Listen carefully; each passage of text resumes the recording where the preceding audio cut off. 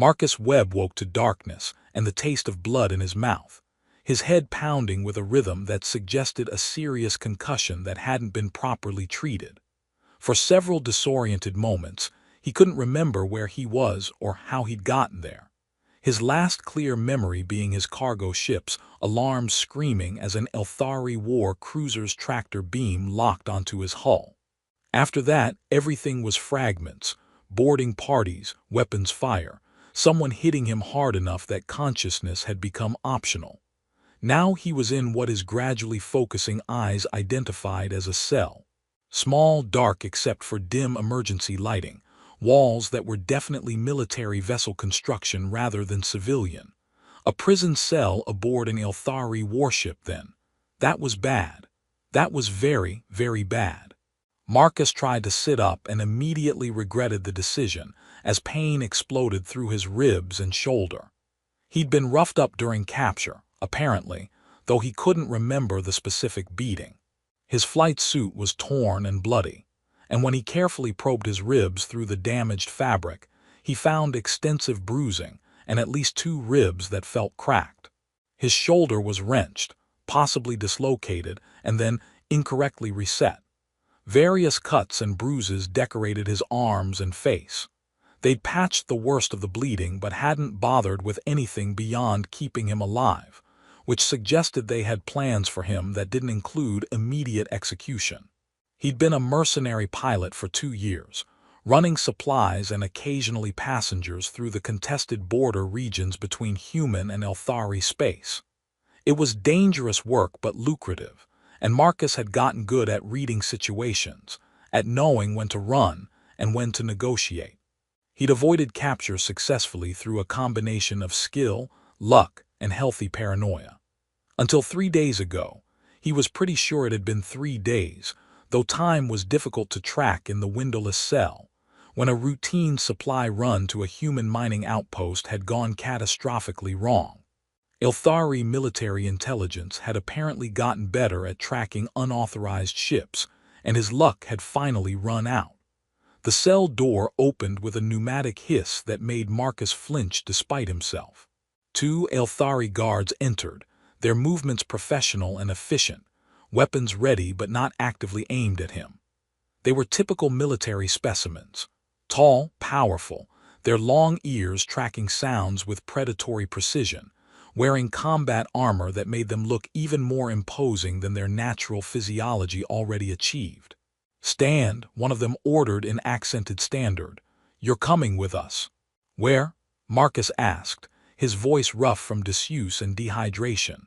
Neither guard answered. They simply moved forward and hauled him to his feet, their grip on his arms professional but not unnecessarily brutal. Marcus didn't bother resisting. 2 against 1 when he was injured, and they were armored was not odds he could work with. They dragged him out of the cell and through corridors that were definitely military vessel architecture.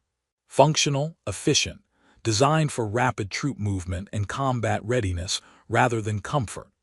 Marcus tried to memorize the route, looking for anything that might be useful intelligence if he somehow managed to escape. But the corridors all looked similar, and his concussed brain wasn't cooperating with navigation attempts. Other Elthari passed them in the halls, crew members, soldiers, officers, and most barely glanced at him. Apparently seeing a human prisoner being dragged through the ship wasn't particularly noteworthy. They brought him to what looked like a staging area.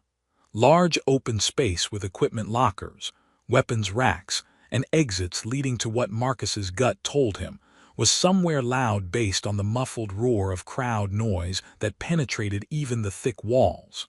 An arena, maybe. His stomach dropped as pieces clicked together. They were going to make him fight. Prisoner combat was common entertainment in some Elthari military circles, he'd heard, though he'd never expected to experience it firsthand. The guards stripped him efficiently, removing his torn flight suit and leaving him in the basic underclothes that were all he'd been wearing underneath. They didn't provide replacement clothing, armor, or weapons. One of them spoke for the first time since ordering him to stand. "You fight until you die or until Her Majesty shows mercy. There is no third option. If you refuse to fight, you die anyway, but in a manner that is significantly more painful. If you fight well, your death may be quick. Do you understand?" "Perfectly," Marcus said, his mouth dry with more than just dehydration now. Her Majesty, that meant Queen Kayleigh's vast vor, was here, personally overseeing whatever spectacle they had planned. That was either very bad or very bad, depending on whether she was the type of ruler who enjoyed watching prisoners die, or the type who used public executions for political messaging. Either way, his odds of survival had just dropped to near zero. The arena doors began to open, harsh light flooding into the staging area and making Marcus squint against the sudden brightness. The crowd noise increased exponentially, thousands of voices raised in anticipation. One of the guards shoved him toward the light with enough force to send him stumbling forward. "Fight well, human," the guard said, and Marcus couldn't tell if it was mockery or genuine advice. "Give them a show worth watching before you die." Marcus walked forward because standing still would get him nothing except being dragged out anyway, and he'd at least like to face whatever was coming under his own power. The light was blinding after days in the dark cell, and it took several seconds for his eyes to adjust enough to see his surroundings clearly. When they did, he understood exactly how screwed he was.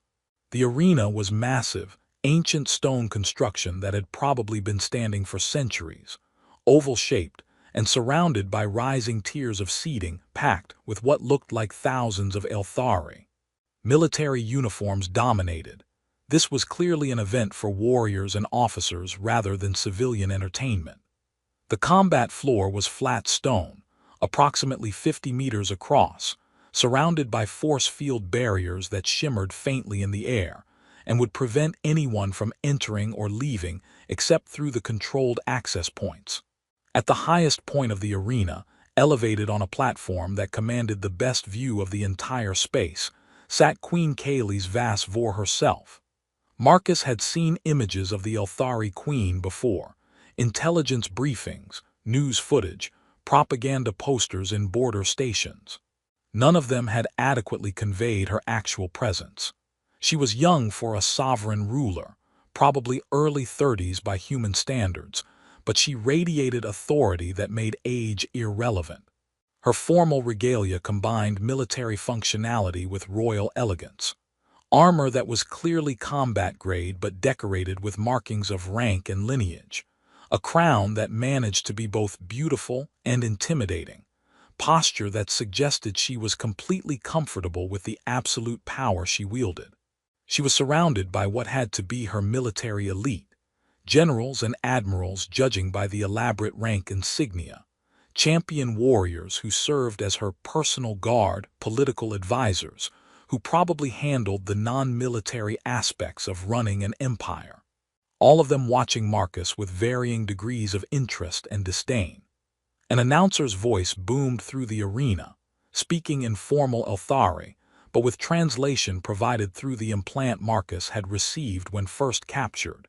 Standard procedure for all prisoners, giving them just enough language comprehension to understand orders and interrogation, but not enough for sophisticated communication.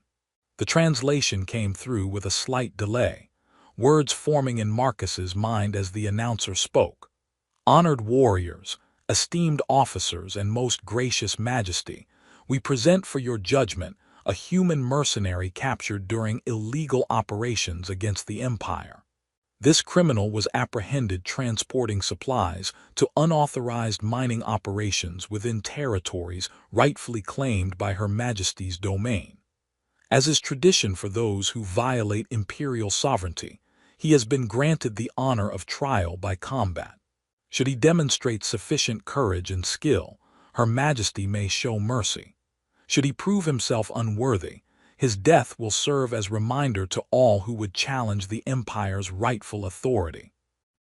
The crowd's response was enthusiastic, a roar of voices that made the stone floor vibrate under Marcus's feet.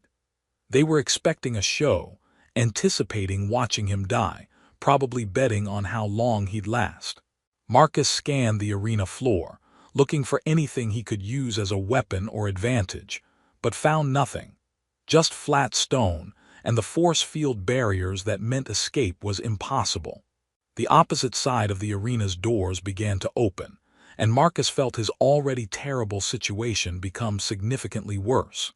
His opponent entered, an Elthari warrior who was absolutely massive even by their species standards, easily 7 feet tall, built like someone who'd spent their entire life training for combat.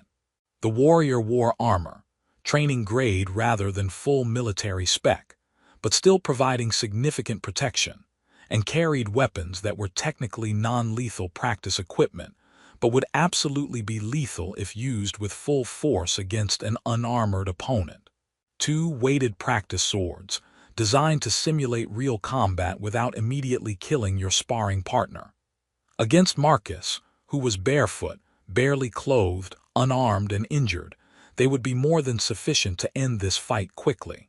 The champion warrior, because that's clearly what he was based on the markings on his armor, and the crowd's enthusiastic response to his entrance, approached with the confidence of someone who'd never lost a combat in his life.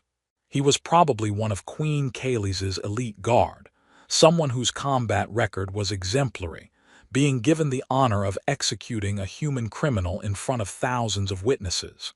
Easy duty, really. Quick kill, crowd loves it. Another line on an already impressive service record. Marcus understood with absolute clarity that he was supposed to die here, quickly and publicly, as a demonstration of Elthari superiority and a warning to anyone else who might consider operating against Imperial interests. The odds were so overwhelmingly against him that the outcome was considered predetermined, which meant his only option was to fight anyway, because dying quickly wouldn't actually improve his situation, and going down fighting at least meant he'd maintain some dignity in his final moments. The champion warrior stopped about 10 meters away, raising his practice swords in formal combat salute that was probably required by whatever rules governed this execution disguised as trial. Marcus didn't bother returning the salute. He wasn't a warrior, and he wasn't going to pretend this was an honorable combat between equals. Instead, he dropped into a loose fighting stance, balanced on the balls of his feet, hands up but open, trying to look simultaneously ready and unthreatening enough that maybe the champion would get careless. The warrior didn't get careless. He attacked with professional efficiency, closing the distance between them with speed that Marcus's eyes barely tracked, the practice sword coming down in an overhead strike that would have split Marcus's skull if it had connected.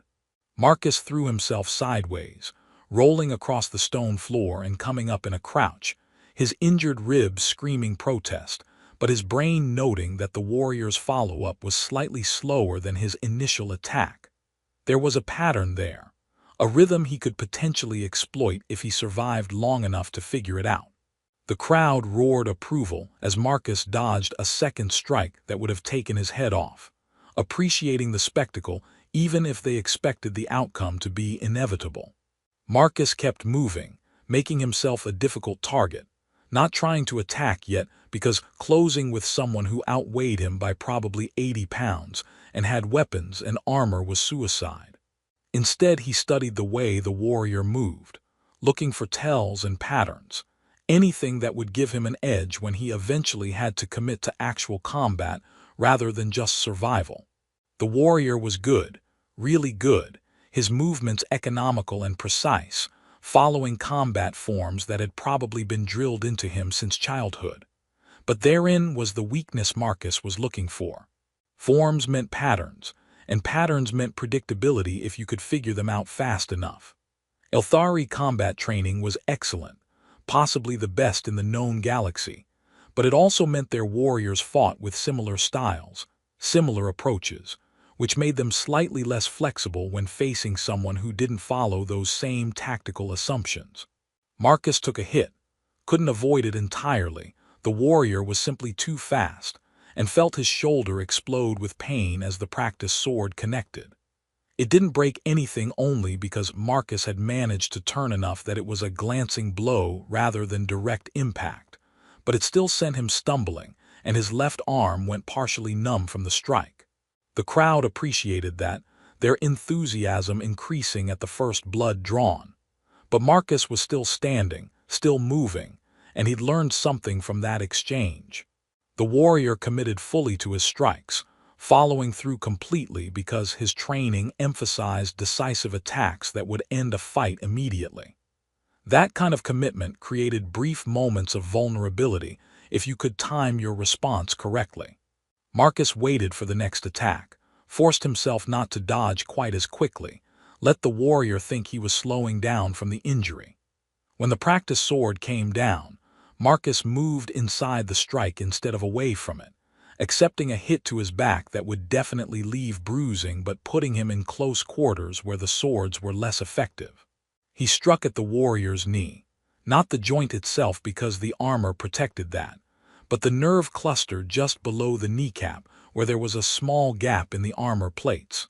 It was a dirty technique, the kind of thing formal combat training didn't typically include because warriors who followed proper forms didn't target nerve clusters and pressure points. They aimed for decisive strikes that would end combat cleanly. The warrior's knee buckled, not completely, but enough to disrupt his balance for a crucial moment. Marcus pressed the advantage despite his injured ribs and shoulder, striking at another pressure point on the inside of the warrior's elbow, trying to induce temporary weakness in the arm holding the right-hand sword. The technique was only partially successful. The warrior's armor absorbed most of the impact, but it was enough to force the champion to adjust his stance and reset rather than immediately counterattacking. The crowd's noise changed, shifting from confident anticipation of quick execution to genuine interest in an actual fight. This human wasn't just dying, he was fighting back effectively, using techniques and tactics that looked nothing like proper Elthari combat forms. It was unconventional, probably dishonorable by their standards, but it was undeniably effective. Marcus risked a glance toward the royal platform where Queen Kaylee sat, and found her leaning forward slightly in her seat, her full attention focused on the combat floor. She wasn't smiling exactly, but there was something in her expression, interest, maybe, or recognition, that this was more complicated than the simple execution they'd all expected. Then the warrior was attacking again, and Marcus had to focus entirely on not dying. No time for thinking about how royalty was reacting to his desperate attempt to survive. But somewhere in the back of his mind, as he dodged and struck and took hits that would have killed him if they'd landed slightly differently, Marcus understood that he'd already achieved something unexpected. He'd made a Elthari queen actually pay attention to a human prisoner. Whether that would ultimately help or hurt him, he had no idea. The fight continued with brutal intensity, Marcus gradually adapting to his opponent's patterns while taking significant damage in the process. His entire body was a catalog of pain. Ribs that definitely included at least one break now in addition to the cracks, shoulder that might be fully dislocated, cuts and bruises accumulating with each exchange. But he was still standing, still fighting, and the crowd's enthusiasm had transformed from bloodthirsty anticipation into something approaching respect. Elthari combat training emphasized proper form and technique, centuries of refinement that made their warriors incredibly effective in most combat scenarios. But that same training created predictable patterns if you knew what to look for, and Marcus had spent the last several minutes of desperate survival learning those patterns through direct experience. The champion warrior struck in combinations, high-low-high or double-high followed by sweep, variations on established tactical sequences that were burned into muscle memory through endless drilling. Once Marcus identified the patterns, he could anticipate where the next strike would come from, which gave him crucial split-second advantages despite his opponent's superior speed and strength. Marcus managed to dodge a combination that would have ended the fight, rolling under the warrior's guard and coming up close enough to strike at an unarmored section of the champion's side. It wasn't a decisive hit. Marcus didn't have enough strength behind it to do serious damage even to the vulnerable area. but it was the first strike he'd landed that actually made the warrior grunt with pain. The crowd roared approval, enjoying the spectacle of an underdog landing a solid hit. The champion warrior stepped back, reassessing, and Marcus saw anger flash in his eyes. This was supposed to have been over quickly, an easy execution that would enhance the warrior's reputation and satisfy the crowd's bloodlust. Instead, this human was making him work for it, using dishonorable tactics that formal training didn't prepare you for, turning what should have been simple into complicated. The warrior attacked with renewed aggression, abandoning some of the careful form in favor of overwhelming offense. Marcus defended desperately, taking more hits but also finding more openings as the warrior's discipline slipped. A strike to the warrior's wrist made his left hand grip on one practice sword weaken momentarily. A knee to the thigh induced a temporary limp that disrupted the warrior's footwork. None of it was enough to end the fight or even significantly tilt the odds, but it kept Marcus alive and fighting when he should have been dead already. Then Marcus saw his opening. The warrior wound up for a powerful overhead strike with both swords, committing fully to an attack that would definitely end the fight if it connected. Marcus didn't try to dodge. There wasn't time or space. Instead, he moved forward, accepting that he was about to take a devastating hit, and struck at the warrior's hands while they were extended and vulnerable. His knuckles connected with the nerve clusters at the warrior's wrists, a pressure point technique that induced temporary paralysis in the fingers. The warrior's grip on both practice swords faltered for just a moment, but a moment was all Marcus needed. He grabbed one of the practice swords as it began to fall, his injured shoulder screaming protest but adrenaline overriding the pain signals, and rolled away from the warrior's immediate counterattack. Now he was armed, even if his weapon was lighter than he was used to and his grip was compromised by his injured shoulder. The crowd's noise reached a crescendo. This human had somehow managed to disarm an elite champion warrior and acquire a weapon. The fight's balance had shifted dramatically. The warrior recovered quickly, professional training reasserting itself, but now he was facing an armed opponent instead of an unarmed victim, and that changed everything about the tactical situation. Marcus didn't give him time to adjust, attacking immediately with strikes that prioritized speed over power, forcing the warrior to defend rather than counterattack. The practice sword wasn't ideal. It was weighted wrong for Marcus's preferred techniques, and his shoulder made every swing agony. But it was infinitely better than barehanded. They fought across the arena floor, Marcus pressing his advantage while he had won, the warrior defending with professional competence but clearly thrown off by how completely the situation had changed. Marcus landed several solid hits on armor that absorbed most of the impact, but he was also scoring strikes on unarmored sections that accumulated damage even if none were immediately decisive. The warrior made a mistake, just a small one, overcommitting to a defensive parry that left him slightly off balance, and Marcus capitalized immediately with a combination he'd learned during mercenary training. Strike to the knee to induce buckle, follow with strike to shoulder to drive the opponent down, finish with blade against throat in a position where continued resistance would result in lethal injury. It was a disabling technique rather than a killing blow, designed to end fights without necessarily ending lives, and Marcus executed it with precision that surprised him given his injuries and exhaustion. The champion warrior went down hard. Marcus's practice sword pressed against his throat with enough pressure to make the point, but not enough to cause actual damage. The warrior's remaining sword was trapped under Marcus's knee, and Marcus's free hand had the warrior's sword arm pinned. It was a complete submission hold. The warrior couldn't break free without accepting a lethal strike to his throat, and continuing to fight would just get him killed. The entire arena went silent. Thousands of Elthari warriors and officers holding their breath, watching a human mercenary who should have died in the first 30 seconds, standing over one of their champion warriors with a blade at his throat. It shouldn't have been possible. The odds had been so overwhelmingly against the human that the outcome was considered predetermined. And yet here they were. Marcus kept his attention split between his subdued opponent and Queen Kaylee's on her elevated platform, waiting for the decision that would determine whether he lived or died in the next few seconds. The warrior beneath him was still dangerous.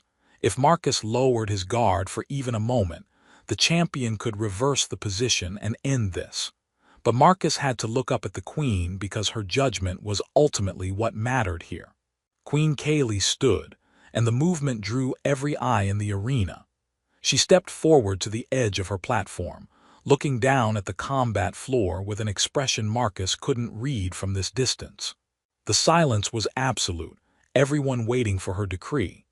Marcus understood the tradition even if he'd never experienced it directly.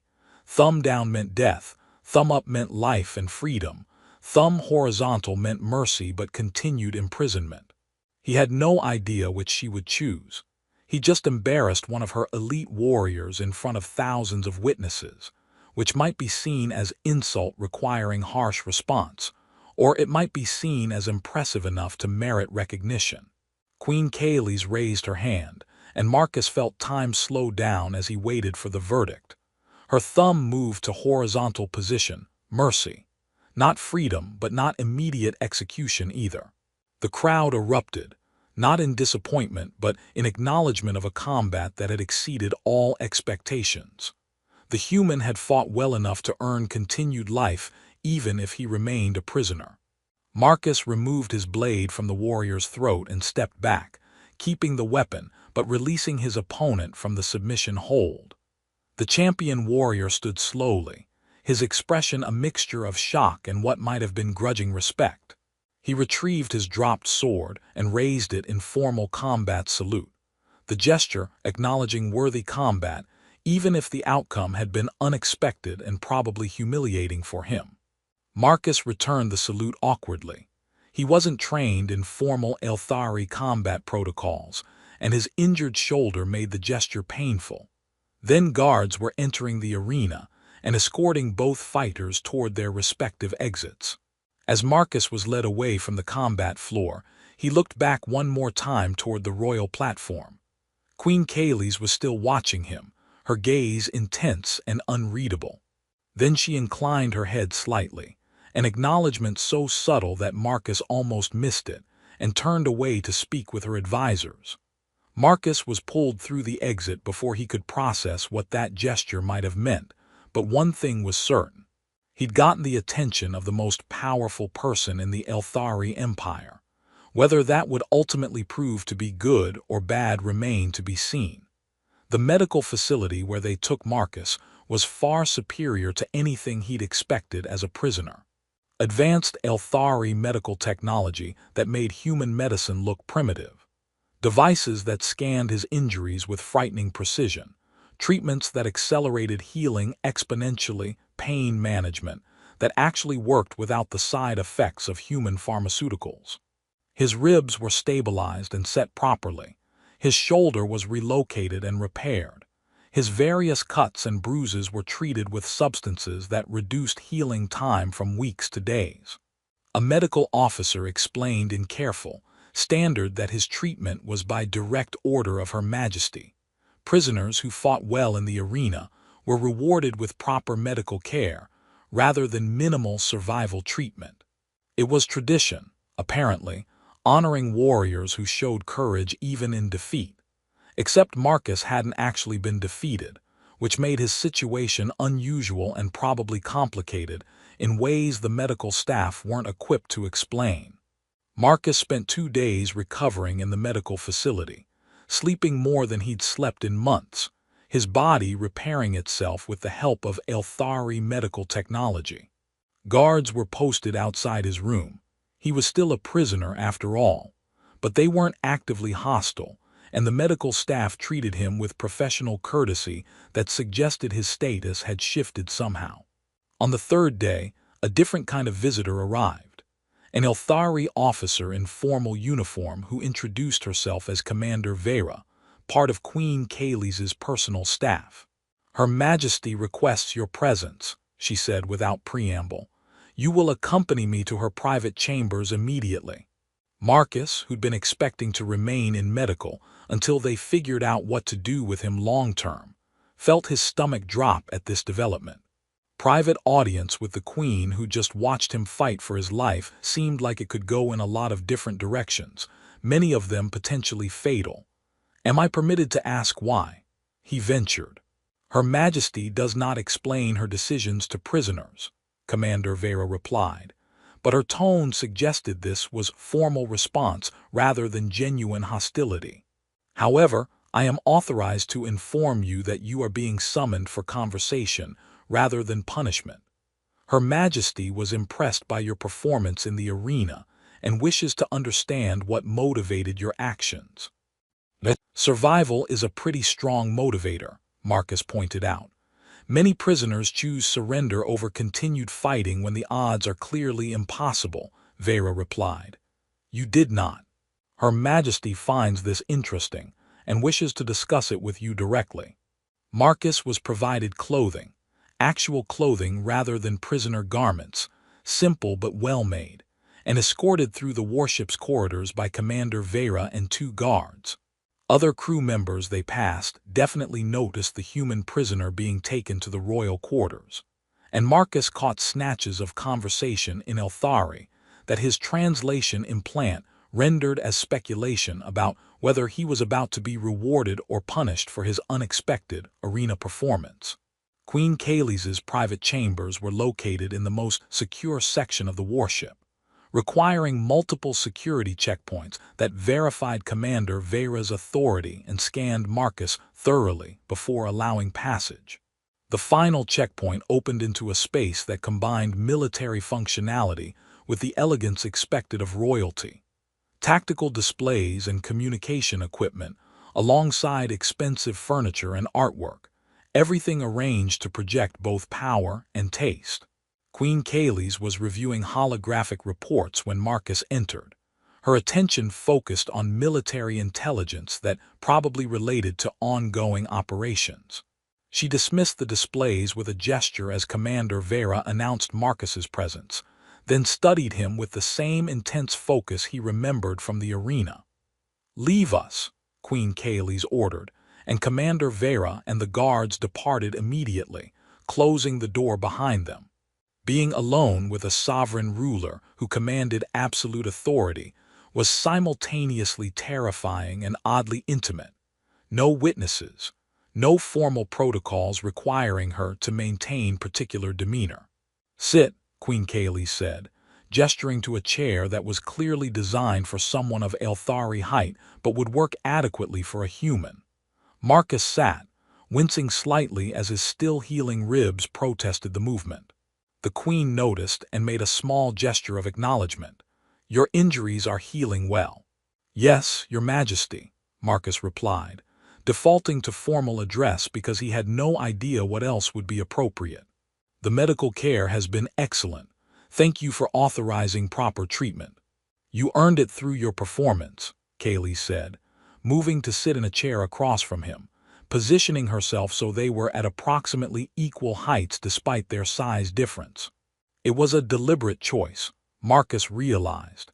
She could have remained standing to emphasize the power differential between them, but she'd chosen to make this conversation feel less like interrogation and more like discussion between equals. I want to understand what drove you to fight as you did. You were given no weapons, no armor, faced an opponent who was superior in every measurable way. Surrender would have been logical. Quick defeat and death would have been understandable. Yet you fought with intensity that suggested you genuinely believed you could win. Why? Marcus considered how to answer honestly, without sounding either arrogant or pathetic. Surrendering wouldn't have actually improved my situation, he said finally. I'd still be a prisoner, still at your mercy, still probably going to die eventually, just more shamefully than if I'd fought. At least fighting gave me a chance, however slim, and even if I lost I'd go down in a way that felt acceptable rather than just giving up. Acceptable to whom? Kaylee's asked. To myself, Marcus replied. I'm not a warrior by training or culture. I'm a pilot who learned to fight because frontier work requires being able to handle yourself in dangerous situations. But I've never quit when things looked bad, and starting in your arena seemed like a poor precedent. Something shifted in Kaylee's expression, recognition of something that resonated with her personally. You fought for yourself rather than for the crowd or to impress your captors. Exactly, Marcus confirmed. Though I'll admit that once I realized I wasn't going to die immediately, I started thinking about how to actually win rather than just survive as long as possible. You adapted to your opponent's fighting style with remarkable speed, Kaylee's observed. Elthari combat training is considered the finest in the known galaxy, yet you found weaknesses and exploited them using techniques our training doesn't account for. Hell, your training is excellent, Marcus acknowledged. But it's also formalized, which means it creates patterns. Once I identified the patterns, I could anticipate where attacks would come from. And your warrior followed proper forms, even when improvisation might have been more effective against an unconventional opponent. You're saying our combat training is predictable, Kaylee said, and Marcus couldn't tell if she was offended or intrigued. I'm saying it's optimized for fighting opponents who also follow formal combat training, Marcus clarified. Against another Elthari warrior, your champion probably would have been virtually unbeatable. Against a human who learned to fight in bar brawls and frontier conflicts where there are no rules except don't die. The formal approach had weaknesses he wasn't trained to recognize or address. Kaylee's was silent for a long moment, studying Marcus with an intensity that made him uncomfortable. You interest me, human, she said finally. You should not have survived that combat. The odds were calculated to ensure a quick and decisive demonstration of Elthari superiority. Yet you not only survived, but achieved something approaching victory. This suggests either you are exceptionally skilled, despite your lack of formal training, or our assumptions about human combat capabilities are significantly flawed. Probably some of both, Marcus suggested. I'm better than average for a human fighter, but I'm not extraordinary. Most humans with similar experience would have put up a decent fight even if they ultimately lost.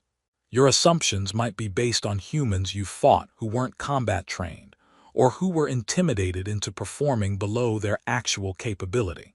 An interesting hypothesis, Kaylee said, which brings me to my proposal. I have need of someone who can teach my personal guard to fight against opponents who don't follow conventional tactical assumptions. Pirates, insurgents, unconventional enemies who use tactics that formal training doesn't prepare warriors to counter. Your performance suggests you have expertise in exactly this kind of combat.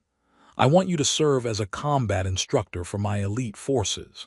Marcus felt his brain stutter over this completely unexpected development. You want to hire me, the prisoner you were planning to execute 3 days ago. I want to utilize your skills in a way that benefits my forces and gives you purpose beyond imprisonment, Kaylee's corrected. You would still technically be a prisoner. I cannot simply release you when we are in a state of tension with human territories. But you would serve in an advisory capacity that grants significant autonomy and privileges far beyond standard prisoner treatment. And if I refuse?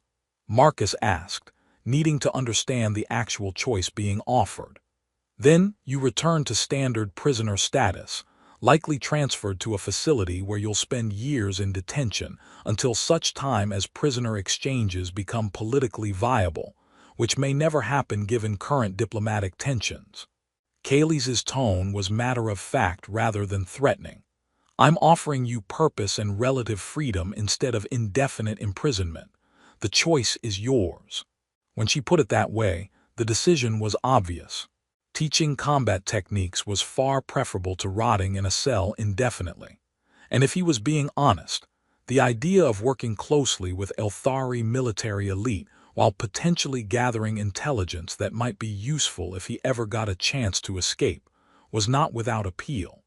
I accept your offer, Your Majesty, though I should warn you that my teaching methods might be unconventional and your warriors might initially resist learning from a human prisoner. My warriors will follow orders, Kaylee said with absolute confidence. And I have ways of ensuring cooperation when necessary. You will begin tomorrow with training sessions for my personal guard. Commander Vera will provide you with quarters, equipment, and access to training facilities. You will report directly to me on your progress and on the capabilities and weaknesses you observe in our forces. You want me to spy on your own warriors? Marcus asked, surprised by this level of trust. I want you to provide honest assessment without the filters and political considerations that my military advisors apply, Kaylee replied. You have no loyalty to any of my officers, no political alliances to protect, no career advancement to consider. You will tell me the truth about what you observe because you have nothing to gain from flattery and nothing to lose from honesty. It was a remarkably pragmatic approach, and it told Marcus something important about Kaylee. She valued effectiveness over tradition, truth over comfortable lies, results over protocol. That was unusual for royalty in his experience, and it suggested she'd faced situations where formal approaches had proven inadequate. I'll provide honest assessments, Marcus agreed. Though I should warn you that some of what I observe might be things you don't want to hear about your elite forces. I'm not interested in comfortable illusions, Kaylee said, standing to signal the meeting was concluding. I'm interested in making my forces as effective as possible at protecting my empire and defeating our enemies. If that requires acknowledging weaknesses and learning from a human prisoner, then that's what we'll do. Marcus stood as well, feeling the weight of this new role settling onto his shoulders. I'll do my best, Your Majesty, though I can't promise your warriors will appreciate my methods. They don't need to appreciate your methods, Kaylee replied. They need to learn from them. Whether they enjoy the experience is irrelevant. She moved toward the door, preparing to summon Commander Vera, then paused and looked back at Marcus. You impressed me in that arena, human. You refused to break even when breaking would have been easier. I respect that quality. Don't make me regret placing my trust in you. I'll do my best not to, Your Majesty, Marcus said, and found himself meaning it despite all the very good reasons he should be planning to escape at the first opportunity. Because something interesting was happening here, something he didn't quite understand yet, but which went beyond simple prisoner and captor dynamics. Kaylee was looking at him with an intensity that suggested professional interest in his skills, yes, but also something else, recognition, maybe, or connection between two people who understood what it meant to refuse to yield even in impossible circumstances. Marcus had no idea where this new role would lead, but for the first time since his capture, he felt like he might actually survive this situation. And if he was very lucky and very careful, he might even find a way to turn it to his advantage. Marcus's new quarters were a significant upgrade from the prison cell. Actual room to move around, a proper bed, private hygiene facilities, even a small workspace with access to training materials and tactical databases, carefully filtered to prevent access to sensitive information, but still far more than a typical prisoner would receive. Commander Vera explained that he was being housed in the section reserved for military advisors and specialists, technically still under guard, but treated more like a consultant than a captive. The next morning, Marcus was escorted to a training facility deep in the warship's interior where Queen Kaylee's personal guard conducted their regular practice sessions. The facility was impressive. Multiple combat floors, weapons ranging from traditional melee to modern energy weapons, tactical simulation equipment that could recreate any combat environment imaginable, medical stations positioned for rapid treatment of training injuries. The warriors who comprised Queen Kaylee's personal guard were exactly what Marcus expected. Elite soldiers, all veterans of significant combat operations, physically imposing even by Elthari standards, looking at Marcus with expressions ranging from skeptical to openly hostile. They'd all seen recordings of his arena fight. Apparently that footage had been circulated widely throughout the military. But watching a recording of an unconventional victory was different from accepting that a human prisoner was qualified to teach them anything. Commander Vera introduced Marcus to the assembled warriors with professional formality. By order of Her Majesty, this human will serve as supplemental combat instructor, focusing on tactics for engaging unconventional opponents who do not follow standard military protocols. You will extend him the courtesy due any instructor and will follow his direction during designated training sessions. Her Majesty has made clear that cooperation is not optional. The warriors' body language suggested they were less than enthusiastic about this arrangement, but Elthari military discipline was strong enough that direct defiance was unlikely. One of them, a massive warrior whose rank insignia identified him as a senior captain in the guard, stepped forward with the kind of controlled aggression that suggested he was the informal leader of this group. "I am Captain Torvex," he said, his standard heavily accented but comprehensible. "I lead Her Majesty's personal guard and am responsible for our combat readiness. I understand your performance in the arena was impressive by human standards. However, I question whether techniques that barely allowed you to defeat a single warrior in controlled conditions are relevant for training elite forces who face coordinated enemies in actual combat operations." It was a challenge delivered with just enough formal courtesy to avoid being outright insubordination, but the message was clear: prove yourself or we'll make this assignment miserable for you. Marcus had expected exactly this response. He'd have felt the same way if someone with no formal qualifications had been appointed to teach him, and he'd spent the previous evening thinking about how to establish credibility quickly. "Captain Torvex," Marcus replied, keeping his tone professional. "You're absolutely right that a single arena victory doesn't qualify me to teach tactics to elite warriors, so let's establish credentials properly. I'd like to run a training scenario with a team of your choosing. Give me 5 minutes to review the scenario parameters, then run it with your team using standard tactics. After that, I'll run the same scenario using unconventional approaches, and we can compare results.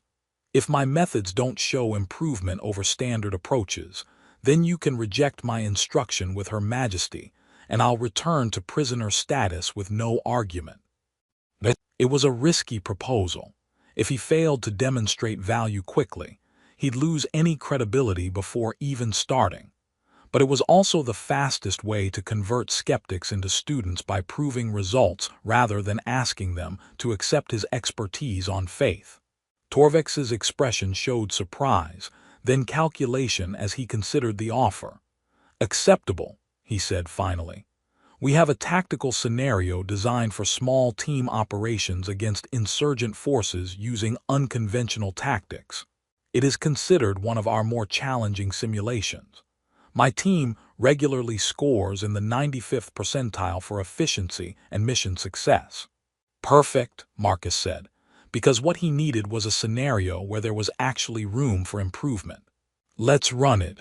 The scenario was indeed challenging.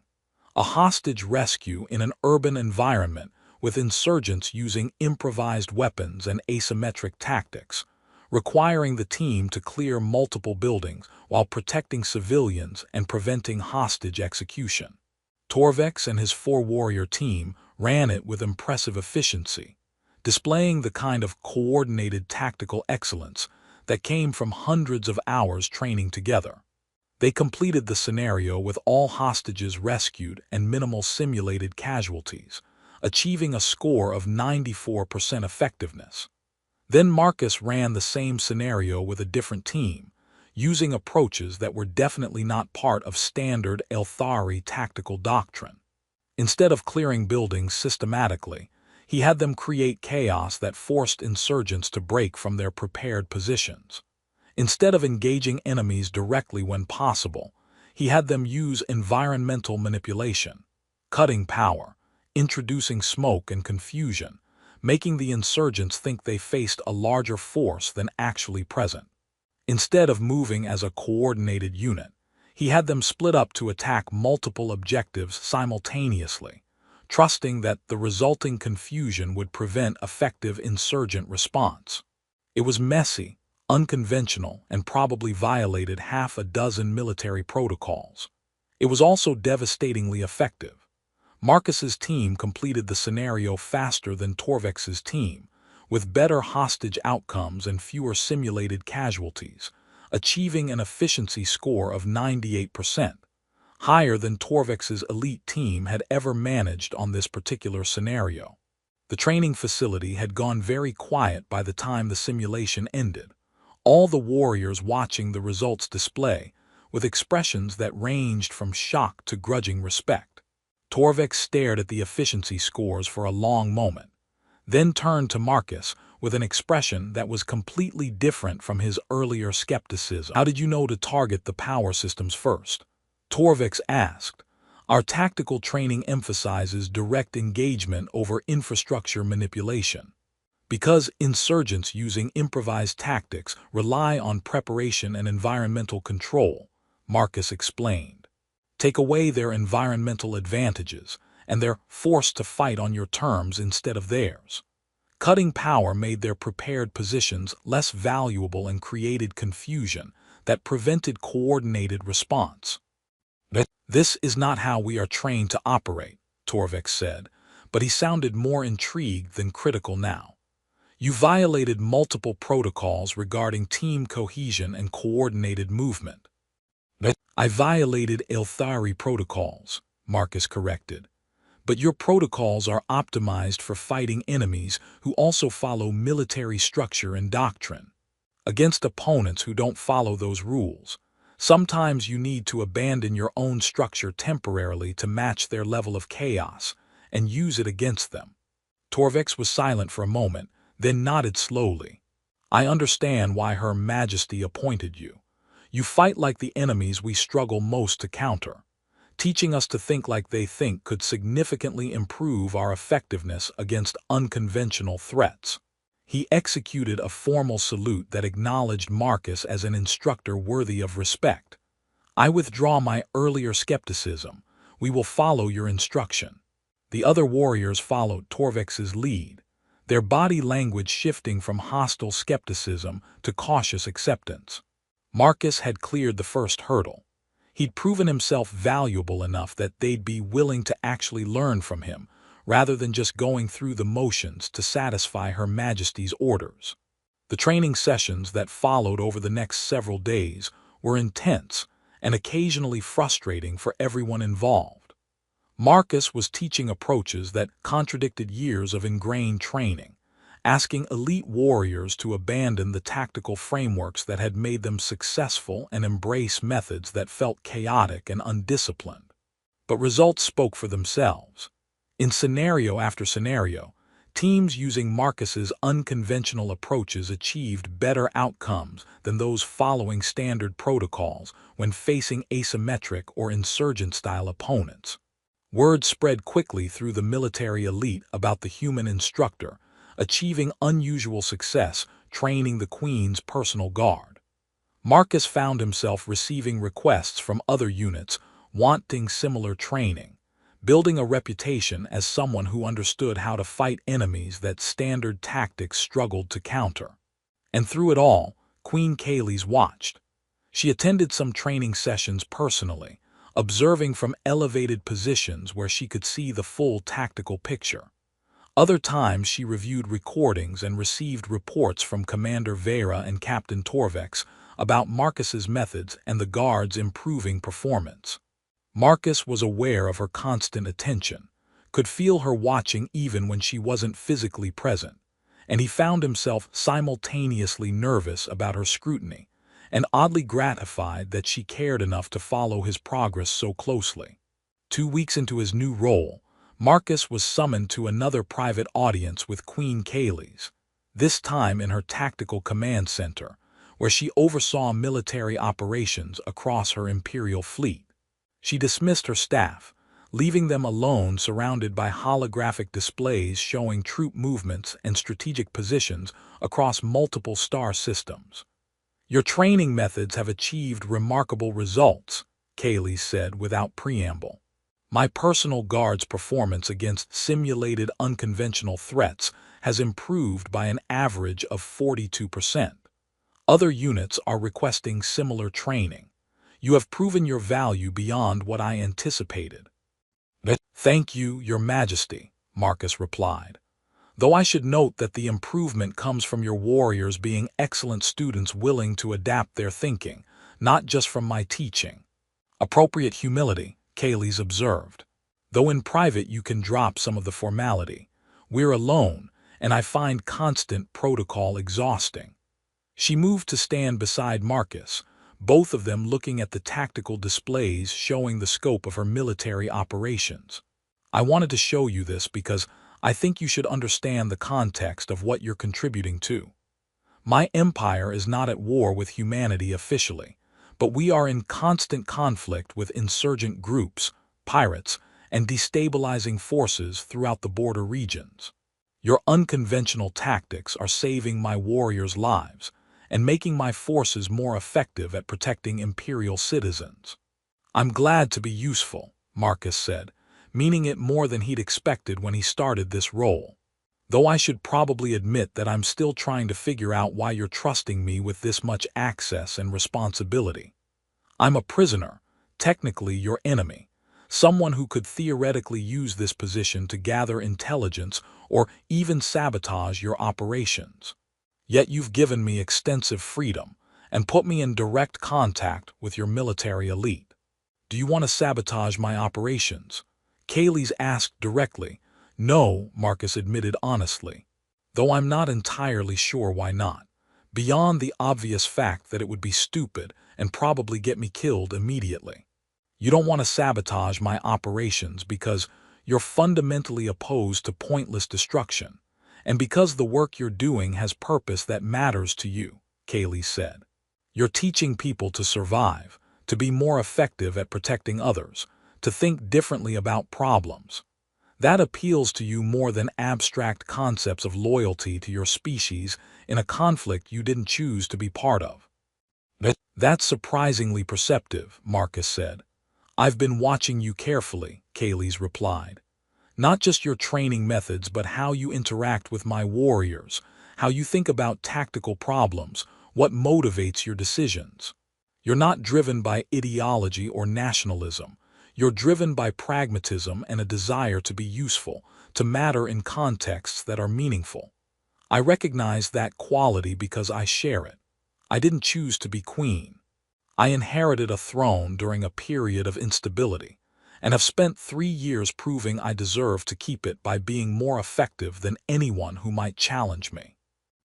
They stood in silence for a moment, surrounded by displays showing the scope of military operations that Kaylee's commanded, and Marcus felt that same sense of connection he'd experienced during their first private conversation, recognition between two people who understood what it meant to fight for respect in environments that didn't want to give it. "You're still afraid of me," Kaylee's observed, and it wasn't quite a question. "Yes," Marcus admitted. "You have absolute power over my life and death. Fear seems like a reasonable response to that." "But you're also not afraid of me," Kaylee's continued. "You challenge my assumptions, question my decisions, treat me like someone who can be wrong rather than someone whose word is law. No one else in my court does that. They either fear me too much or want something from me too badly to be genuinely honest. I might want things from you," Marcus pointed out, "like continued survival and eventually freedom. But you're willing to be honest about limitations and disagreements even knowing I could punish you for it," Kaylee said. "That's valuable in ways you probably don't fully appreciate. I'm surrounded by people who tell me what they think I want to hear. You tell me what you actually think regardless of how I might react. It's refreshing enough to be worth protecting." Marcus turned to look at her directly, studying her expression for clues about what she was actually saying beneath the surface-level words. "Your Majesty." "Kaylee's," she interrupted. "In private, When we're alone, you may call me Kaylee's. The formality is exhausting, and we're past pretending this is purely a professional relationship between captor and prisoner. Kaylee's, Marcus corrected, testing her name in his voice and finding it felt both natural and dangerously intimate. What exactly is our relationship if it's not captor and prisoner? I'm still determining that, Kaylee's admitted. You intrigue me in ways I didn't expect. Your refusal to break in the arena, your unconventional thinking, your willingness to be honest even when honesty might be dangerous. You're unlike anyone I've encountered before. I find myself wanting to continue these conversations, to understand how you think, to see what else you might teach my forces and possibly what you might teach me. That sounds like something more than just professional interest, Marcus observed carefully. Yes, Kaylee's agreed, though I'm not certain yet what that something more is or whether acknowledging it is wise given our respective positions. She met his eyes directly, her gaze intense and unguarded in a way he suspected few people ever saw. What I am certain of is that watching you fight in that arena did something to my carefully maintained control. You were supposed to die quickly as a demonstration of Elthari superiority. Instead, you made me care whether you survived, made me lean forward in my seat wondering what you would do next, made me feel things I've spent 3 years learning to suppress because rulers cannot afford emotional vulnerability. Marcus felt his breath catch at the honesty of that confession. I don't know how to respond to that, he admitted. You don't need to respond immediately, Kaylee said. I'm not asking you for anything you're not ready to give. I'm simply being honest about what's developing between us, because I think you deserve that honesty, and because pretending it doesn't exist seems pointless when we're both intelligent enough to recognize it. They stood close together in the quiet tactical center, surrounded by displays showing the scope of Kaylee's power and responsibility, and Marcus understood that something had shifted fundamentally between them. This was no longer just queen and prisoner, instructor and student, captor and captive. This was something more complicated and potentially more dangerous. Two people who'd found unexpected connection across the divide of species and circumstance, neither quite sure what to do about it but both unwilling to pretend it wasn't real. I should return to my quarters, Marcus said finally, not because he wanted to, but because staying felt like it would push them into territory neither was quite ready for. I have training scenarios to prepare for tomorrow's sessions. Of course, Kaylee's agreed, stepping back to re-establish appropriate distance. Commander Vera will escort you, and Marcus. She waited until he looked at her directly. Thank you for being honest with me. It's rarer than you might think, and more valuable than you know. Marcus was escorted back to his quarters by Commander Vera, who studied him with an expression that suggested she was aware something significant had just occurred even if she didn't know the details. Once alone, Marcus sat on his bunk and tried to process the evening's revelations. He'd come to this ship as a prisoner expecting to die. Now he was teaching elite warriors, earning respect from soldiers who should have despised him, and apparently had caught the genuine interest of a queen who commanded